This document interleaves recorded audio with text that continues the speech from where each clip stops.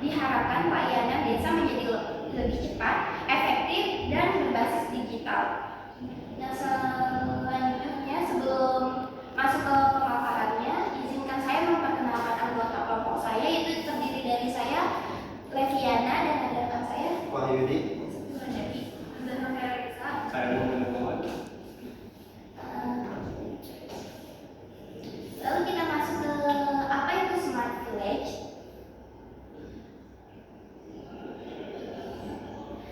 Saat ini banyak desa masih mengalami masalah dalam pelayanan publik, seperti proses pengaduan yang masih lambat, pencatatan manual, dan kurangnya transparansi. Masyarakat sering bingung harus melapor kemana, dan perkembangan laporannya tidak jelas. Nah, Smart Village hadir sebagai solusi informasi memanfaatkan teknologi seperti informasi dan komunikasi untuk membantu desa memberikan layanan yang lebih cepat, tertata, dan transparan sehingga kesejahteraan masyarakat dapat meningkat. Nah, lalu kita masuk ke tujuan.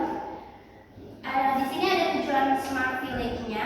Tujuan Smart Village adalah mengatasi permasalahan layanan desa yang selama ini masih kurang efektif. Dengan adanya sistem Smart Village, pengaduan desa dapat dilakukan secara digital sehingga prosesnya menjadi lebih cepat dan transparan. Selain itu, pemerintah desa juga lebih mudah memantau dan menindaklanjuti laporan masyarakat yang tanpa harus melalui proses manual dan memakan waktu. Nah, lalu di sini ada manfaat Smart Village-nya. Manfaat Smart Village adalah membantu menyelesaikan masalah pengaduan masyarakat yang sebelumnya tidak terdokumentasi dengan baik. Dengan sistem digital, laporan masyarakat tersimpan rapi, mudah dicari dan dapat ditindaklanjuti dengan lebih terstruktur. Hal ini juga meningkatkan kepercayaan masyarakat terhadap pemerintah desa. Nah, selanjutnya akan dilanjutkan oleh rekan saya. Yang selanjutnya adalah pengujian tahap event yang menggunakan pretest. Pretest digunakan untuk menguji struktur aplikasi yang melibatkan desain visual. Metode ini membantu mengetahui apakah pengguna dapat menemukan fitur dengan mudah, sehingga hasilnya digunakan sebagai dasar perbaikan aplikasi. Selanjutnya di sini adalah tujuan penggunaan dari pretest. Pretest digunakan untuk mengetahui apakah struktur menu aplikasi sudah berjalan sesuai dengan berpikir pengguna, sehingga pengguna dapat menemukan informasi dan fitur dengan mudah tanpa ada kesulitan apapun. Selanjutnya adalah penerapan pretest pada penelitian, dan di sini juga mempunyai dua metode. Dalam penelitian ini pretest diterapkan dengan meminta pengguna mencari beberapa fitur utama pada menu aplikasi, kemudian hasil pada pencarian tersebut dianalisis untuk memperbaiki navigasi agar lebih mudah dipahami pengguna. Di sini adalah metode pertama, yaitu menguji struktur menu, yang dimana pengguna diminta untuk mencari fitur dan informasi pada struktur yang penting dan menu aplikasi. Metode selanjutnya adalah analisis hasil navigasi. Tingkat keberhasilan dan kesalahan pengguna dianalisis untuk memperbaiki navigasi aplikasi. Selanjutnya ada user analysis. Yang pertama ada persoalan ini untuk representasi pengguna sistem yang menggambarkan tujuan dan masalah agar pengguna bisa melancarkan sistem sesuai dengan kebutuhan. Yang kedua ada affinity map, teknik untuk mengelompokkan masalah dan kebutuhan pengguna berdasarkan hasil analisis sehingga solusi sistem lebih terarah. Terus ada yang ketiga ada formatter prioritasi. Itu proses penentuan urutan prioritas fitur berdasarkan tingkat kepentingannya agar pengembang sistem lebih efektif. Selanjutnya ada persoalan ini yang dimulai dari masyarakat desa. Pertama, akses aplikasinya bisa Android, terus tujuan untuk mengirim panduan tanpa ke kantor desa, mengetahui status pengaduan, terus mengirim lokasi pengaduan, terus masalah diproses, sama dan tidak terselesaikan. Terus ada solusi aplikasi Android dengan panduan LMS, status dan riwayat. Selanjutnya ada persoalan kedua itu untuk admin atau pemerintahan desa. Pertama ada aplikasi web, terus ada tujuannya untuk melakukan secara terpusat dan cepat. Terus masalah data tidak terintegrasi dan beresiko hilang. Solusi untuk sistem web dengan manajemen pengaduan, alokasi dan laporan. Selanjutnya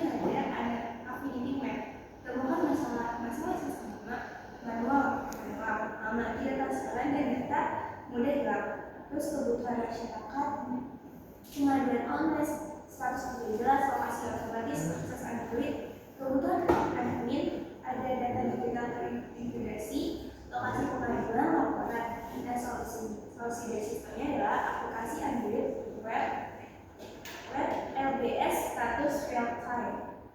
Terus monitor prioritasnya.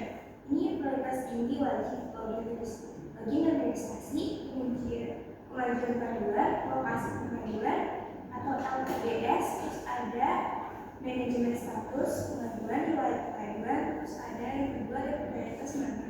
Tanggapan admin, data lokasi pengajuan, kategori pengajuan, pengolahan data, masyarakat dan petugas. Terus prioritas tiga yang ketiga ada penilaian layanan, informasi aplikasi, cetak laporan PDF, ubah profil dan password.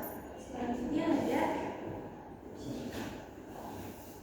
di sini ada tujuan usability test. Satu, mengukur tingkat kemudahan penggunaan bermuka aplikasi. Yang kedua ada mengidentifikasi hambatan atau kesalahan pengguna berinteraksi. Selanjutnya ada menilai sejauh mana desain aplikasi dapat dipahami tanpa pelatihan tambahan. Dan selanjutnya ada mengumpulkan feedback dari pengguna agar desain dapat disimpulkan sebelum proses finalisasi. Selanjutnya di sini ada metode responden. Pertama ada metode pengujian usability test. Pengguna diminta menyelesaikan tugas utama aplikasi, dan ada responden di sini ada 10 orang, 7 masyarakat desa yang menggunakan aplikasi Android dan 3 admin desa yang menggunakan website admin. Selanjutnya di sini ada skenario tugas pengujian. 1. Membuat akun pengguna menggunakan aplikasi Android. Yang kedua, mengirim laporan pengaduan dengan lokasi otomatis dari HP. Yang ketiga, melihat status laporan pengaduan yang sudah dikirim. Yang keempat, memastikan lokasi laporan sesuai dengan titik kejadian. Yang kelima, ada memberikan penilaian layanan setelah laporan selesai ditangani. Yang keenam, ada mengelola laporan pengaduan oleh admin melalui website. Selanjutnya di sini ada hasil usabilitasnya. Mayoritas responden memilih sangat mudah. Dan selanjutnya proses pendaftaran dengan pengaduan paling mudah digunakan. Selanjutnya tidak ada responden yang menyatakan sangat sulit. Di sini ada diagram usability-nya. Yang pertama, user menjalankan 6 tugas. Selanjutnya responden memberikan rating seperti sangat mudah, dan cukup mudah, dan sulit, dan sangat sulit. Dan selanjutnya ada analisis hasil usability test dan feedbacknya. Terus selanjutnya ada validasi ulang. Misalkan perlu diulang, akan diulang. Selanjutnya seperti ada lolos, langsung ke finalisasi desainnya. Selanjutnya ini ada webcamnya. Yang pertama itu untuk aplikasi Android untuk masyarakat itu ada halaman login. Di halaman login ini kita isi username dan password. Jika pengguna baru itu perlu register terlebih dahulu. Lalu yang selanjutnya itu ada halaman utama. Halaman utama ini berisi profil, informasi buat pengaduan dan riwayat pengaduan. Lalu yang selanjutnya ini ada halaman pengaduan. Di sini kita bisa isi foto tempat yang akan kita adukan. Lalu ada username-nya, kemudian ada lokasi dan deskripsinya. Selanjutnya ada halaman riwayat pengaduan. Di sini kita bisa lihat pengaduan yang sudah kita lakukan seberapa banyaknya. Lalu ada halaman detail pengaduan. Ini untuk melihat status kita itu diterima, diproses, ditolak atau sudah selesai. Lalu ada halaman penilaian setelah mengisi detail pengaduan atau detail pengaduannya sudah selesai, itu bisa isi halaman penilaian. Selanjutnya ada di admin di website, yaitu kita ada halaman login juga, itu isi username dan password. Lalu di halaman data pengaduan itu untuk melihat pengaduan-pengaduan dari masyarakat. Lalu ada data kategori untuk melihat kategorinya ada apa saja. Selanjutnya ada data penilaian.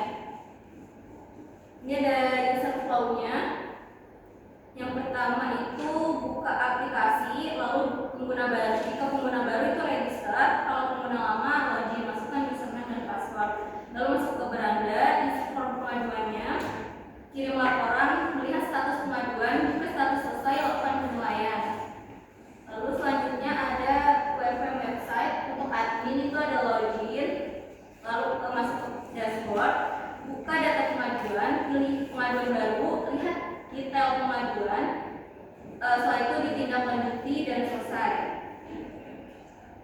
Terus ada visual design direction, merupakan tampilan yang memastikan aplikasi dan website itu bersifat konsisten dan digunakan dan sesuai konteks layanan desa. Itu ada beberapa komponen design direction yang relevan. Yang pertama itu konsep desain, itu sederhana dan mudah dipahami. Selanjutnya ada fokus pada penjelasan laporan, dan yang ketiga itu konsisten dan akurat. Selanjutnya yang nomor 2 ada palet warna utama. Warna utama atau primary color itu warna biru, warna sekunder atau secondary color itu warna kuning atau emas, warna pendukung atau neutral color itu putih dan abu-abu, warna alert atau warna khusus ada hijau, orange, dan merah. Selanjutnya ada kesimpulan, berdasarkan seluruh proses mulai dari tahap define hingga design, dapat disimpulkan bahwa aplikasi pengaduan masyarakat berbasis lokasi dibutuhkan untuk mempermudah masyarakat dalam menyampaikan laporan dan mempermudah admin desa dalam menangani pengaduan. Hasil analisis ini menunjukkan bahwa pengguna membutuhkan sistem yang sederhana, jelas, dan mudah dioperasikan, sehingga fitur utama seperti pengiriman foto, lokasi otomatis, memantau status, dan penilaian menjadi prioritas. Dan sedemikian pemaparan analisis dari penelitian yang kami ambil, yaitu mengenai Smart Village. Kurang lebihnya mohon maaf jika ada